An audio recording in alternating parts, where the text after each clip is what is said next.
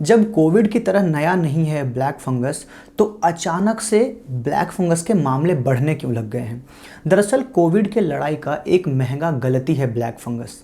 Industrial oxygen ही black fungus का एक सबसे बड़ा कारण है। जब ये ब्लैक फंगस एक दूसरे से फैल नहीं रहा, तो आखिर कहाँ से आ रहे हैं इसके मामले? इंडस्ट्रियल ऑक्सीजन और मेडिकल ऑक्सीजन को अलग अलग नाम क्यों दिया गया है? जब दोनों ही ऑक्सीजन है तो कोई तो वजह होगी, और अगर यह है तो निराकरण क्या है?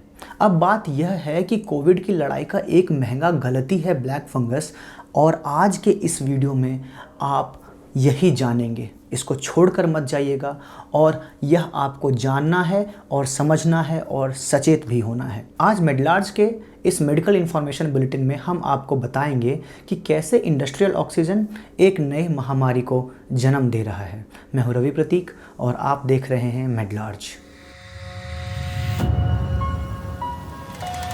जब जान बचाने वाला ही जान लेने का कारण बन जाए तो शायद जलजला इसे ही कहते हैं। हमारा देश कोविड के दूसरे वेव से गुजर रहा है। आनन फानन में सरकार ने मेडिकल ऑक्सीजन की कमी को देखते हुए इंडस्ट्रियल ऑक्सीजन को मेडिकल इस्तेमाल में लाने की मंजूरी दे दी। हालांकि यह एक सराहनीय कदम है, पर सवाल यह है कि क्यों एक ही ऑक्सीजन के दो अलग अलग नाम हैं, मेडिकल ऑक्सीजन और इंडस्ट्रियल ऑक्सीजन? ऐसा क्या अलग होता है इनमें? दरअसल मेडिकल ऑक्सीजन का मुख्य उद्देश्य होता है हॉस्पिटल में इस्तेमाल करना। इसके लिए स्टेराइल गाइडलाइन होती हैं और एक तय पैमाना होता है कि कितनी सफाई और कितनी प्योरिटी होनी चाहिए। ये इम्प्योरिटीज से मुक्त होते हैं। इनके उत्पाद में कोई भी केमिकल या ऑयल बेस्ड फिल्टर का इस्तेमाल नहीं होता है। वहीं दूसरी जगह इंडस्ट्रियल ऑक्सीजन का उद्देश्य साफ है। उन्हें कारखाने में वेल्डिंग और अन्य धातुओं के उत्पाद में, मतलब अदर मेटल प्रोडक्शन में यूज़ होता है। लेकिन अगर पेशेंट तक इन्हें पहुंचाना है तो इनके लिए एक सफाई का एक पैमाना तय करना था, जो कि आनन फानन में कुछ तय नहीं किया गया। स्टेरॉयड और इम्यूनोसप्रेसेंट को दोषी करार देना आसान तो है कि ये हमारे इम्यून सिस्टम को इतना तबाह कर देते हैं कि हम फंगस तक से बच नहीं पाते हैं। ये फंगस कोरोना वायरस की तरह नए नहीं हैं, ये सदियों से हैं। फंगस हर जगह मौजूद हैं, हमारे किचन से लेके हमारे खेतों तक। 1845 में आई ग्रेट आयरिश फेमाइन, जो सबसे बड़ी त्रासदी थी, उस जगह के पूरे आलू के खेती को एक फंगस ने तकरीबन ख़त्म कर दिया और 10 लाख लोग मारे गए थे। और जब यह एक दूसरे से फैलता भी नहीं है तो आखिर यह आ कहाँ रहा है?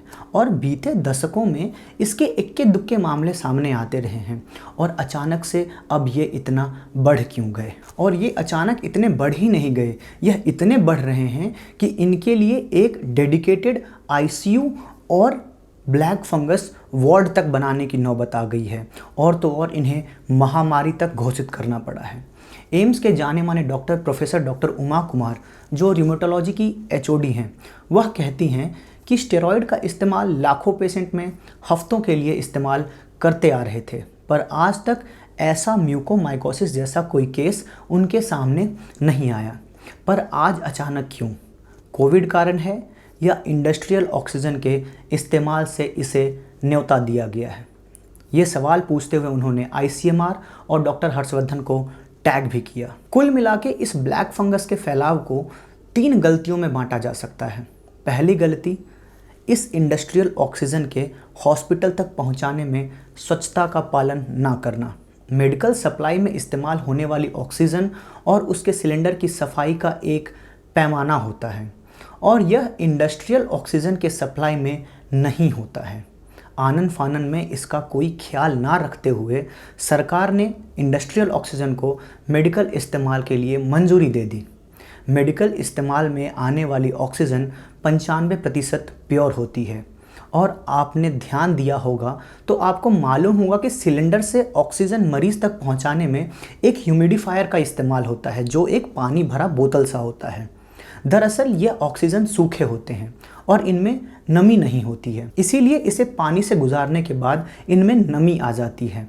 अगर बिना पानी के मरीज़ तक पहुंचा दिया जाए तो मरीज़ के सांस की नली सूख जाएगी और पानी लगातार ना बदला जाए तो यह ब्लैक फंगस का मुख्य स्रोत हो सकता है।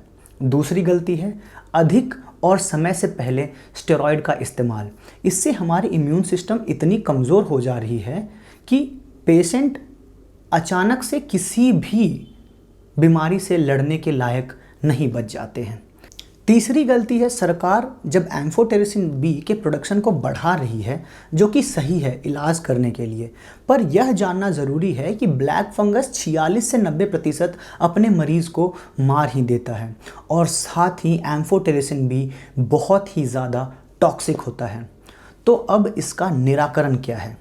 ब्लैक फंगस से बचने का विशेषज्ञों का एक ही सलाह है और वह एकमात्र तरीका है कि ऑक्सीजन के सप्लाई का गाइडलाइन तय करना। मतलब ध्यान रखना है कि इंडस्ट्रियल ऑक्सीजन को मेडिकल इस्तेमाल में लाने के लिए एक सही गाइडलाइन हो, सफाई का ध्यान हो, और अगर ध्यान ना दिया जाए तो यह ब्लैक फंगस हमें बहुत भारी पड़ सकता है। अब सवाल आपको अपने आप से पूछना है और सरकार से पूछना है कि ये ब्लैक फंगस रुकेगा या एक महामारी में बदल जाएगा।